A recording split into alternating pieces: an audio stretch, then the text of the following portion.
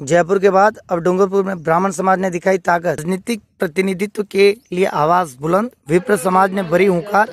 राजनीतिक प्रतिनिधित्व के लिए आवाज बुलंद, बोले हमारे खिलाफ नारे लिखते हैं, हम नहीं सहेंगे अपमान।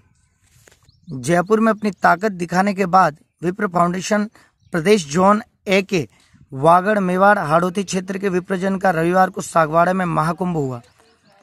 विप्र फाउंडेशन के 7वें विप्र महाकुंभ में हुंकार भरी कि ब्राह्मणों का अपमान अब सहन नहीं किया जाएगा। संख्या बल के अनुपात में लोकसभा व विधानसभा में टिकट, राजनीतिक रूप से आरक्षित क्षेत्र में वंचित समाज को बोर्ड निगम में प्राथमिकता से मनोनयन तथा विधान परिषद के गठन का भी मुद्दा जोर शोर से उठा। गलियाकोट रोड पर स्वर्गीय भीखाबाई भील सरकारी कॉलेज मैदान में मंच पर संत समुदाय, समाज से जुड़े राजनीति के लोग, विप्र फाउंडेशन के राष्ट्रीय पदाधिकारी ने एक स्वर में ब्राह्मण एकता की आवाज बुलंद करते हुए कहा कि हम तभी मजबूत होंगे जब रोटी बेटी का व्यवहार समाज में शुरू करेंगे। विप्र फाउंडेशन के राष्ट्रीय अध्यक्ष राधेश्याम शर्मा ने कहा कि अगर हमें भारत को विश्व गुरु बनाना है तो देश के ब्राह्मण को एक जाजम पर आना होगा। इधर पार्टी लाइन से हटकर गौरव वल्लभ बोले आदिवासी नेताओं ने भी मंच साझा किया। कांग्रेस के राष्ट्रीय प्रवक्ता गौरव वल्लभ ने कहा कि हम किसी की लाइन को छोटी करने की चाह नहीं रखते, लेकिन हमारी लाइन छोटी हो रही है, इसका मलाल भी है, इस पर सोचना पड़ेगा। उन्होंने कहा कि इसके लिए हमें हमारे बच्चों को विज्ञान आधारित शिक्षा देनी पड़ेगी, क्योंकि यह देश व समाज को आगे ले जा सकती है।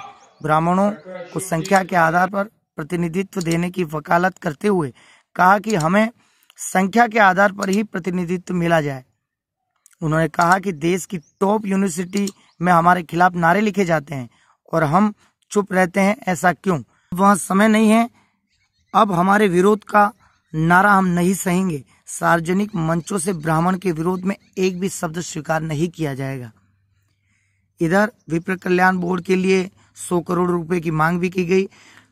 शिक्षा मंत्री डॉक्टर बी.डी. कल्ला ने कहा कि सामाजिक प्रतीक बताया तथा उच्च सेवा में प्रतिशत बढ़ाने की वकालत करते हुए कहा कि कोचिंग की व्यवस्था हमें करनी होगी।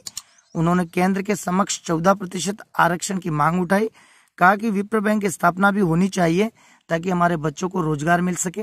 हरियाणा कांग्रेस के कार्यकारी अध्यक्ष जितेंद्र भारद्वाज ने शिक्षा मंत्री कल्ला के भाषण के बीच हस्तक्षेप करते हुए कहा कि राजस्थान में गठित विप्र कल्याण बोर्ड को 100 करोड़ की राशि राज्य सरकार से दिलाने की मांग रखी। कल्ला ने आश्वस्त किया कि वे मुख्यमंत्री के समक्ष इस मुद्दे को रखेंगे और दिलवाने का प्रयास करेंगे। इधर विप्र फाउंडेशन के संस्थापक सुशील ओझा ने कहा कि हम किसी के हक को नहीं छीनने आए हैं, बल्कि हमें मिले अधिकारों के आधार पर भावी पीढ़ी की खुशहाली पर विचार मंथन के लिए यहाँ जुटे हैं।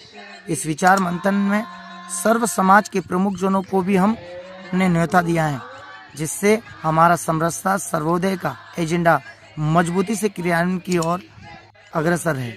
ओझा ने घोषणा की कि विप्र फाउंडेशन इस वर्ष के अंत तक सभी जिलों में ई-लाइब्रेरी की स्थापना करेगा।